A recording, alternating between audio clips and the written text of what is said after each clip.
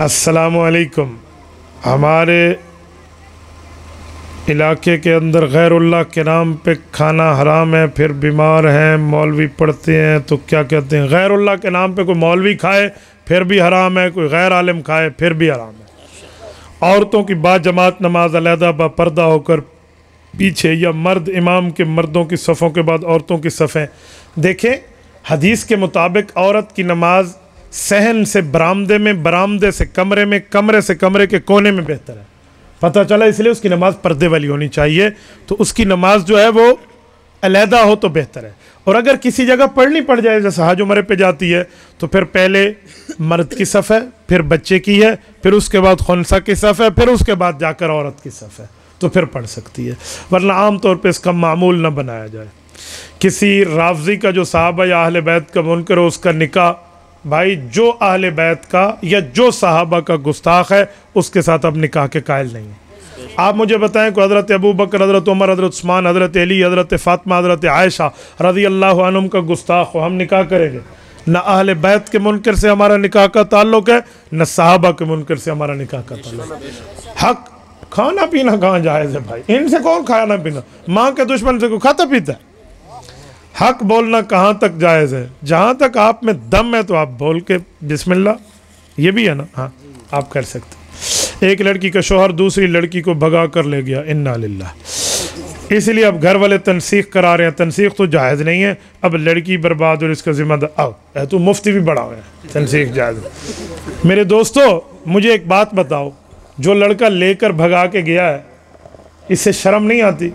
ये अपने बच्चों को क्या कहेगा कि आपका मामू कहाँ है, आपकी खाला कहाँ है, आपकी नानी कहाँ है, आपका नाना अम्मा कहाँ है? और कल इसकी बच्ची भाग के जाएगी तो ये उसे कैसे रोकेगा? वो कहेगी अब्बा अम्मा को तू भगा के आया, आज मैं अम्मा की सुन्नत पे अमल क्यों ना करूँ? क्या जवाब दोगे? शर्म और हया करनी चाहिए। ऐसे ड्रामेबाजियाँ, दूसरे की इज्जतों को उछालोगे, कल तुम्हारी इज्जतें महफूज नहीं रहेंगी। कब्र का तावीज़ कितना ऊँचा होना चाहिए? कब्र कम अज़ कम मुसन्नम हो, एक बालिश्त ऊँची हो, ताकि ठीक है इस पर कोई चढ़ ना सके या आ ना सके, तो इस अंदाज तक तो बेहतर है। मुझे दिखा दें, ये जितने आपके नाम अमाल हैं सारे मुझे दिखा दें। रफ़ुल यदैन ना करने का सबूत बयान करते हैं इब्न मसूद की रिवायत गैर मुक़ल्लिद ज़ईफ़ कहते हैं। रफ़ा यदैन सही है तो हम ईद और वितर में क्यों करते हैं? तो जो सही है वो हम करते हैं, जो हमारे नज़दीक ठीक नहीं है उसे हम नहीं करते। ये तो हमारी दलील है कि जिसे हमने ठीक समझा उसे हमने किया, जिसे नहीं समझा हुज़ूर ने छोड़ा हमने भी छोड़ दिया। नंबर एक। नंबर दो, रिसालत इमाम अलैहिस्सलाम ने जो रफ़ुल यदैन किया है या जो छोड़ा है, वितर के रफ़ुल यदैन और ईदैन के रफ़ुल यदैन के खिलाफ हदीस नहीं है। बाकी नमाज आम वाली, इसकी दूसरी साइड की रिवायतें मौजूद हैं। सही बुखारी जल्द अव्वल किताबुल अज़ान बाबुत तशहुद, हज़रत अबू हुमैद साइदी रज़ी अल्लाह अन्हु पैगंबर के सहाबी हैं, फरमाते हैं अना आफ़ज़ुकुम लिसलाति रसूलिल्लाह, मैं हुजूर की नमाज का हाफिज हूँ। ये वो सहाबी कहते हैं, और उन्होंने नमाज पढ़ के दिखाई है। शुरू में रफ़ा यदैन किया जो आप और हम नियत का करते हैं, फिर सलाम तक नहीं किया। ये सही बुखारी की रिवायत है, इस पर कोई एतराज़ करके दिखाओ। ऐसी बातें करते हैं खामखा से लोग। मैयत के सामने कब्र में कलमा ईंट, कोई साबित नहीं आप ईंट पर कलमा लिखें, या ऐसी लोगों की बातें हैं। जो शख्स इमाम अबू हनीफा रहमहुल्लाह का कायल नहीं है, इसके पीछे हलाल समझ, अच्छा अच्छा, ऐसा इमाम जो मनी को हलाल कहते हैं, इसके पीछे नमाज का हुक्म। बस अब आपको नहीं पता, जो कहे हलाल कहते हैं क्या कुल्फी बना के खा ले? अजीब बातें कर रहे हो यार, पता नहीं क्या दुनिया के हालात हैं आपके सामने। 8 रकात तरावी पढ़ना मसनून तहज्जुद, मैं आपको कह गया हूँ कि 8 रकात तरावी नहीं है, 8 रकात तहज्जुद है, हम उसको मानते हैं। अल्लाह के नबी को हाज़िर नाज़िर समझने वाले, अल्लाह के नबी सिर्फ मदीना मुनव्वरा में जिस जगह मौजूद है वहाँ मौजूद है। हुजूर पाक हर जगह नहीं है। अगर हुजूर हर जगह होते तो मक्की और मदनी सूरतों का फ़र्क ना होता, मेराज पे जाना ना होता, हिजरत पे निकलना ना होता, तो फिर उधर भी थे इधर भी थे, हिजरत कैसी, मेराज कैसी, जंग कैसा? तो भाई इसलिए आप अलैहिस्सलाम जिस जगह थे वहीं हाज़िर नाज़िर है। पूरी दुनिया में हर जगह नहीं है, हर जगह अल्लाह है जिस्म से पाक है। आल सुन्नत की अज़ानें और आल तशी की अज़ानों में कुरान करीम का फरमान है कज़ालिक जअलनाकुम उम्मतन वसता। अब मुझे बता दें बाबा, अज़ान कोई ना आल सुन्नत की है ना आल तशी की है, अज़ान बिलाली है। सुभान अल्लाह। हज़रत बिलाल रज़ी अल्लाह तआला को हुज़ूर ने अज़ान सिखाई है, वो अल्लाहु अकबर पे शुरू है और ला इलाहा इल्लल्लाह पे ख़त्म है। तो जिसके पास अज़ान बिलाली है वो हक है, जिसके पास ये नहीं है वो अपना फ़ैसला ख़ुद कर ले। ठीक है, कहते हैं गैर मुक़ल्लिद के जनाजे में शिरकत, भाई हम मग़फ़िरत की दुआ तो कर सकते हैं, कोई काफिर तो नहीं कहता जो आप कहे जनाजे में न जाओ, लेकिन उधर जाओगे तो पता नहीं वो लंबा लंबा आपको वहाँ ठहरा देंगे। इसलिए बेहतर है कि आपने अपना नमाज जनाजा पढ़ के भाई के लिए दुआए मग़फ़िरत कर दें या उनको ताज़ियत कर लें। आम इंसान जो ज़िंदगी में अमाल करता है कि कब्र में वो अमाल जारी रहते हैं, जैसे हज़रत मूसा। देखें, आम बंदे की बात और है और नबी की बात का मामला और है। ठीक है, आम बंदे के लिए इतना है कि अगर वो कोई सदका जारिया कर ले तो उसका सवाब उसको मिलता रहता है, चाहे कब्र में हो चाहे आखिरत में हो। लेकिन इस तरह बाकी मसला नहीं है, नबी का मसला और है। देखो, आपके और मेरे चेहरे पे गाल जिंदा है, ये मूछ और दाढ़ी का बाल जिंदा है, और ये आँख भी जिंदा है।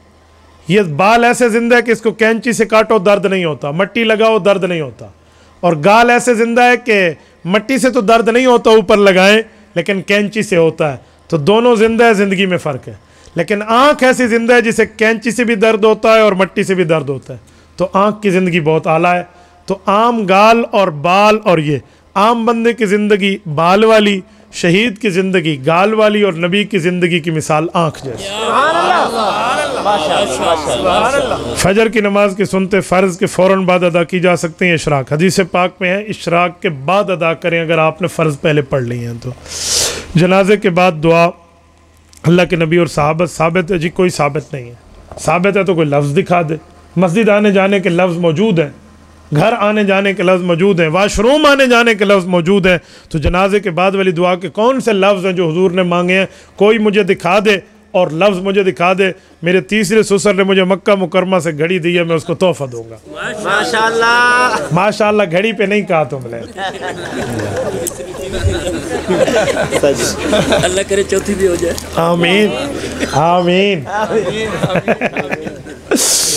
इमाम आज़म वनीफ़ा, इमाम मालिक, इमाम शाफ़ी, इमाम अहमद इब्न हम्बल से कोई साबित नहीं है। इनसे भी जनाजे वाला शेख अब्दुल कादिर जिलानी और शाह वलीउल्लाह रहमहुल्लाह तक, हज़रत इमाम अली हजवेरी रहमहुल्लाह तक, जितने बुज़ुर्गों के आपने नाम लिखे इनमें से कोई साबित नहीं है। ये रस्म कब से चली है? जब से लोग सुन्नत के मुखालिफ चले हैं। रस्म कुल और 40वां और जुमरात किसने ईजाद किया? जब ये रस्म है, सुन्नत कुल नहीं है, तो फिर दलील आपने खुद माना रस्म है, तो रस्म की दलील नहीं होती। बाकी कुल 40वां और जुमेरातें ना अल्लाह के रसूल ने किए, ना सहाबा ने किए, ना आले बैत ने किए। गैर मुक़ल्लिद के पीछे हनफियों की नमाज, गैर मुक़ल्लिदों के पीछे गैर मुक़ल्लिदों की नमाज होती है, हनफियों के पीछे हनफियों की होती है। ममातियों के पीछे नमाज ममातियों की हो जाए पता नहीं, आपकी और मेरी नहीं होती। ममाती इमाम से 100% बचो। ड्राइवर जा रहा हो पेशावर और सवारी जा रही हो कराची, ये पहुँचेंगे? तो ममाती का नजरिया अंबिया के खिलाफ है। वो हयातुन नबी का कायल नहीं है, अज़ाब कब्र का कायल नहीं है, सवाब कब्र का कायल नहीं है, तवस्सुल का कायल नहीं है, करामत का कायल नहीं है। ये सब कुछ का वो मुनकर है और तुम बैठे हो सबके कायल होकर उसके पीछे पड़ोगे। गुजारा करो यार। औरतों का अलग घर में एक शक्ल में, दूसरे घर में जमा होकर तबलीग की शक्ल में। औरतों की तबलीग नहीं होती, इस अपनी इस्लाह और दीन सीखने के लिए सफ़र है। तो मस्तूरात का इस तरह का अल्लाह के रास्ते में सफ़र ये बिल्कुल जायज़ है, इस पर कोई एतराज़ नहीं है। कुछ लोग कहते हैं मुहर्रम के महीने के अलावा हर महीने में ढोल बजाना, इस बारे में बात कर दें। भाई मुहर्रम हो या गैर मुहर्रम हो, बिल्कुल किसी महीने में ढोल की इजाज़त नहीं है। आप हमसे मिरासियों वाले काम मत कराइए।